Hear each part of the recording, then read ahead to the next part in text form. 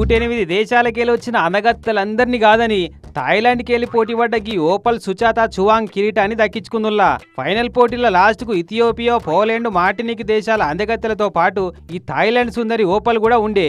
ఇక అందరిట్లా ఈమె చెప్పిన జవాబే నచ్చిందట జడ్జులకు. అన్నట్టు ఆ జడ్జులలో మన సోను సూద్ అన్న, రానా దగ్గుపాటి అన్న, మాజీ Miss World Manasi Chhillar, hero Mahesh బాబుల ఇంటామె నమ్రత శిరోద్కర్ మేడం కూడా ఉండేనట. ఇక వాళ్ళంతా కలిసి ఈమెనే అందరిట్లా ఈ తాప బెస్ట్ అని తెలిసిర్రు. ఇక సెకండ్ ప్లేస్ అంటే రన్నర్ అప్ గా ఇథియోపియాకి వెళ్ళి పోటీ పడ్డ హసెంట్ డెరేజేను ఎంపిక చేసిర్రు. ఇక మన దేశంకి వెళ్ళి పోటీ పడ్డ రాజస్థాన్ సుందరి నందిని గుప్తా మాత్రం టాప్ 8 మందిలకు రాకముందే సైడ్ అయిపోయింది. ఈ ఫైనల్ పోటీలకు ఏర్పాటు కూడా మాట రాకుండా జబర్దస్త్ చేపించారు తెలంగాణ సర్కారోళ్ళు.